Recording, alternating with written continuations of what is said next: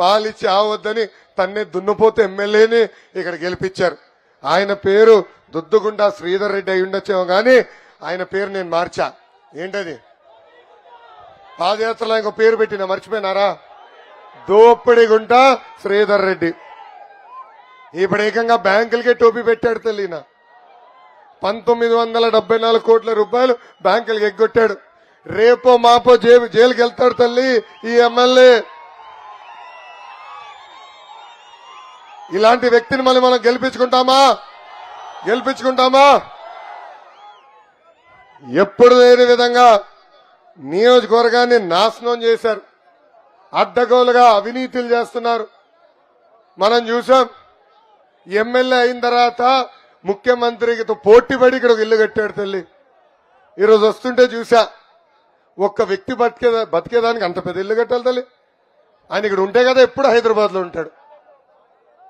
అహర్నిశలు ఇక్కడ ఉండే వ్యక్తి పల్లె రఘునాథ్ రెడ్డి గారిని ఈ సభాముఖం తెలుపుతున్నా.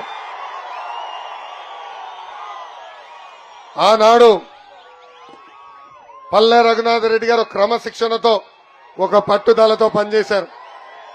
కానీ ఇప్పుడు వచ్చిన ఎమ్మెల్యే మట్టి నమ్ముకుంటాడు, భూములు కబ్జా చేస్తాడు. ఇక్కడ ఎవరన్నా లేఅవుట్ వేయాలంటే వాళ్ళని ఇబ్బంది పెడతారు. ఆయనకు ఒకటే తెలుసు, పుట్టపర్తికి వచ్చాడంటే ఎక్కడ డబ్బులు దొబ్బాలి, ఆయన పుట్టపర్తికి వచ్చాడంటే ఎవడు భూములు లేపేయాలనే ఆలోచన తప్ప ఇంకేమీ లేదు. ఇక్కడున్న ఎమ్మెల్యే కానీ సభాముఖం తెలుపుతున్నా. వాళ్ళే సమస్యలు సృష్టిస్తారు, భూమిలో వాళ్ళే సమస్యలు సృష్టిస్తారు, మళ్ళీ వాళ్ళే పరిష్కరిస్తారు, దాంట్లో వాటా తీసుకుంటారు. ఇక్కడున్న ఎమ్మెల్యేలు చివరికి మనకు వచ్చే రేషన్ బియ్యం కూడా వదలబెట్టట్లేదు ఇక్కడున్న శాసనసభ్యుడు. అందుకే తల్లి మనందరం అప్రమత్తంగా ఉండాల. జగన్ కూడా అనేక హామీలు ఇచ్చాడు.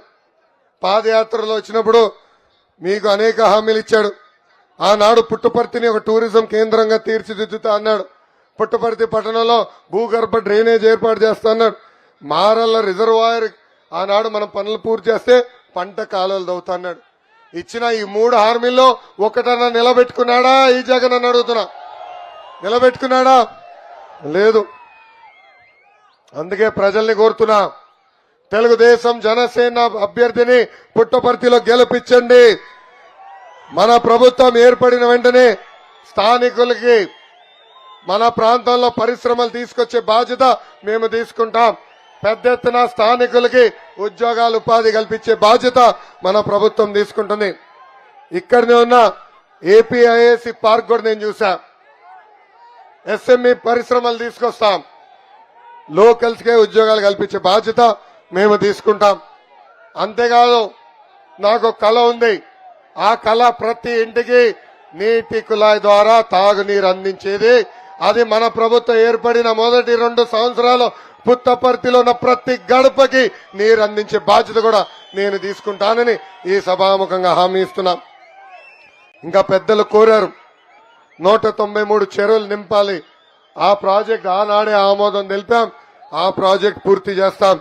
రింగ్ రోడ్ గాని చెరువులు నిర్వాసితులు ఆదుకునే పనిలో గాని ఇంకా తిట్కో ఇల్లు అంటారా, మన ప్రభుత్వం ఏర్పడిన మొదటి 100 రోజుల్లో పూర్తి చేసి లబ్ధిదారులతో గోప్రవేశం కూడా చేసుకుందామని ఈ సభాముఖంగా లబ్ధిదారులకు నేను హామీ ఇస్తున్నాను.